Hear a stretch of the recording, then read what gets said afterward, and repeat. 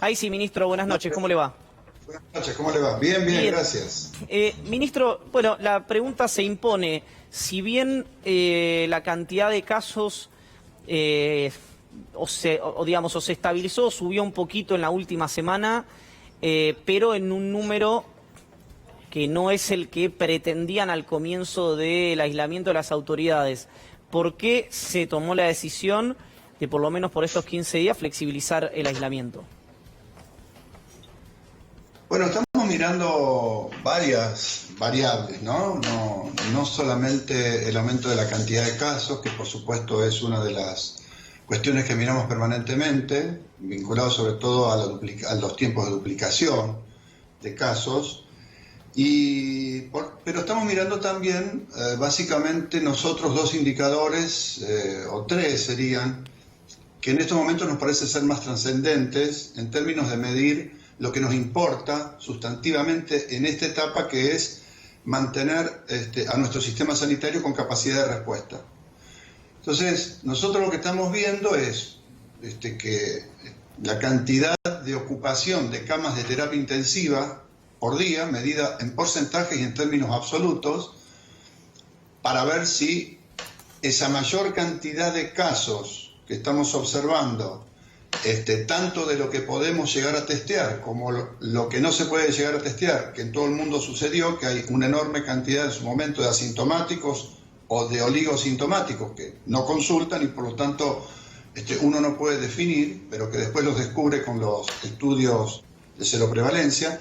Digo, si esa cantidad de gente, que es lo real de la demanda sobre el sistema de salud, tiene perspectiva de saturarlo o no. Y eso estamos mirando, cantidad de camas de terapia que se ocupan por día, estamos viendo ese porcentaje, estamos analizando la tasa de letalidad, y es un dato interesante también.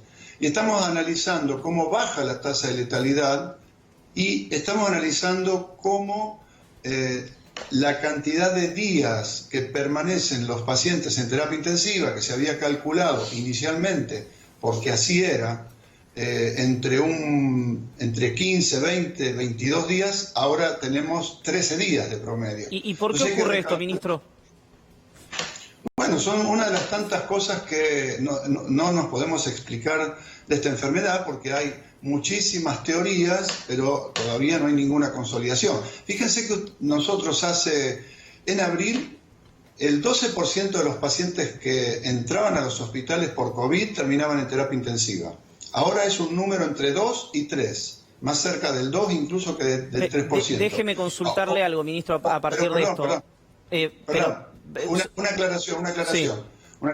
Obviamente de un nene que es mucho mayor. No es que estamos diciendo que baja la cantidad de 2 a 2%. Okay, claro, eso le iba a preguntar. Sino, claro, es con un nene mucho mayor. Sí, hay un aumento progresivo de la ocupación de camas, pero en el AMBA, particularmente en el AMBA de la provincia de Buenos Aires, que es lo que nosotros medimos, estamos relativamente bien con ese tema.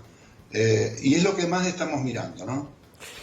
Cuando uno escucha a su par de la ciudad, le hicimos un reportaje aquí en C5N de la semana, Quirós sostiene, y creo que también lo dijo en algún otro lado, que está más o menos en números reales de infectados de la ciudad entre, creo que son 380 y 400.000 porteños, que eso representa más o menos el 13% de los habitantes de la ciudad de Buenos Aires. Y que hay ciudades del mundo, no recuerdo si él lo dijo o no, pero podemos hablar de Madrid, que con porcentajes cercanos al 20% el virus empezó a circular mucho menos. Le pregunto si eso le parece aceptable como teoría, y también si esa es la famosa inmunidad rebaño o si se la llama de otra manera.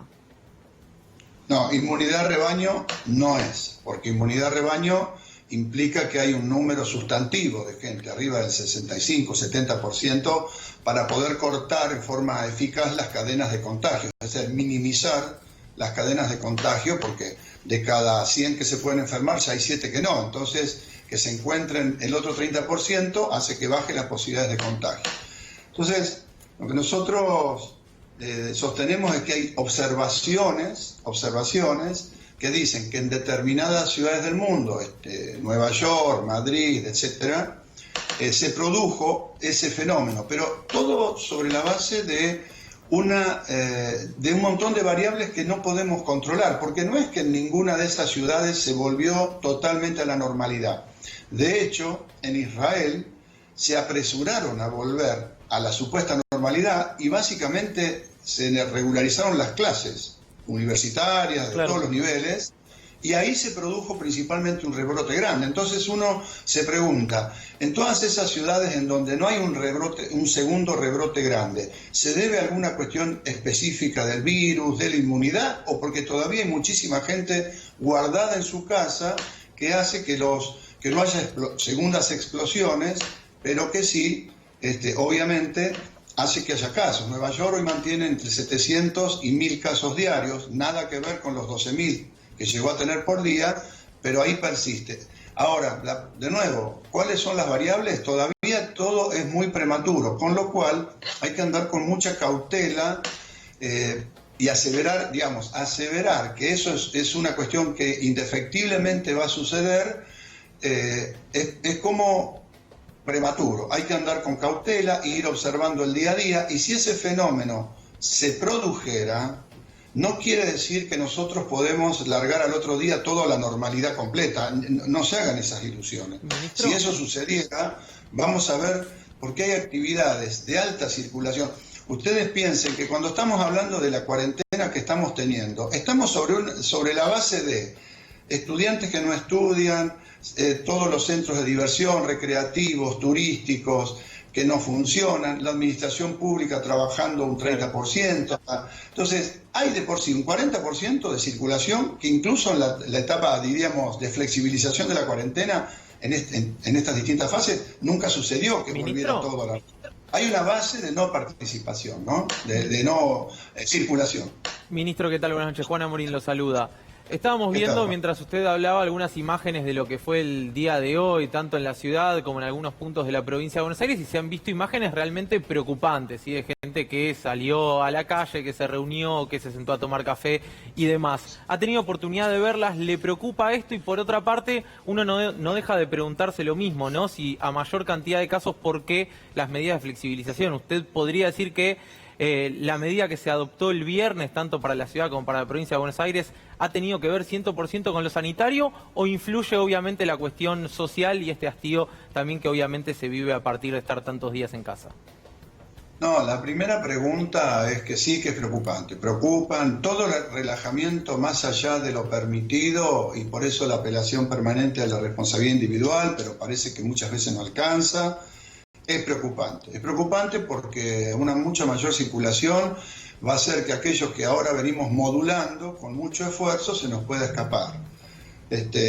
Y la segunda, perdóname, la segunda, ¿a qué te referías? La otra pregunta. Si ha sido una decisión estrictamente sanitaria para usted o ha influido mucho el factor social, político, la presión empresarial y demás. Bueno, nosotros los médicos sanitaristas de nuestra corriente de pensamiento sanitario pensamos que la salud no es solamente la cuestión biológica, sino de lo biopsicosocial. Y cuando nosotros hablamos de salud, obviamente, y cuando se toman decisiones políticas, se tienen en cuenta una variedad de cosas que también influyen sobre la salud. Ustedes piensen que uno si dijera, yo voy a mantener una cuarentena dura, no sé, 7 meses, 8 meses, por decir cualquier cosa, no para poner ningún título. Sí. Mientras pasa eso, yo estoy teniendo menos de la mitad de la gente que se controla la hipertensión, el cáncer, la diabetes. Claro. Y entonces también eso impacta sobre la salud, ni hablar del aspecto económico, poder tener acceso a la comida, etcétera. Lo que a mí me preocupa en particular es que aquellas cosas que no son realmente necesarias se relajen. Por eso se trabaja sobre protocolos muy estrictos, digamos, intentando que sea lo más, que lo que sea estrictamente necesario sea lo que se libera, y con mucho protocolo y con mucho control. Cuando se nos desmadra hay un montón de gente anónima que uno ya no la puede controlar. No es lo mismo trabajador en una empresa llevado por los empresarios que van y vienen, se encontrarán todos los días, que cuando hay un caso enseguida se actúa, se bloquea, que gente que sale por miles a los parques o a comprar y que ya se nos transforma después en gente que circula pero que es anónima. Ministro, no la podemos Con respecto a esto que decía usted, me preocupa especialmente la situación de las personas que tienen alguna patología de base y que no están yendo a distintos centros de salud o a atenderse o a consultar porque piensan que todo pasa por el coronavirus. ¿Qué le decimos a esas personas? No, los que tienen que hacer controles de salud que son necesarios, muy necesarios, tienen que ir a hacer esos controles. Y nosotros estamos ya comenzando a diseñar un programa para que ni bien se pueda salir masivamente a corregir, por ejemplo, coberturas de vacunación. ¿Cuáles son esos controles necesarios? ¿Cuáles definiría usted que son esos controles necesarios? La persona que tiene que controlar su diabetes habitualmente tiene que hacerlo. La persona que tiene algún cuadro hipertensivo y que tiene que controlarla con periodicidad también. Si las enfermedades crónicas no transmisibles, las personas que están cursando algún tipo de patología oncológica tienen que ir a sus controles de diagnóstico para ver cómo está su situación, la progresión de su enfermedad. Es decir, los controles de embarazo. Le estaba diciendo que normalmente nosotros ahora en todos los operativos casa por casa que se están haciendo por motivo COVID, aprovechamos para mirar algunas de estas cosas, si hay un hipertenso, controlarlo, si hay falta vacunas, colocarlas, aprovechando también ese despliegue territorial para cubrir en cierta manera esa falencia que se producen cada vez que hay una crisis de estas características y es que es a escala mundial, es inevitable que suceda, pero hay que tratar de minimizar sus efectos. Ministro, muchísimas gracias por el contacto, ha sido muy gentil. No, por favor, buenas noches a todos, gracias a ustedes.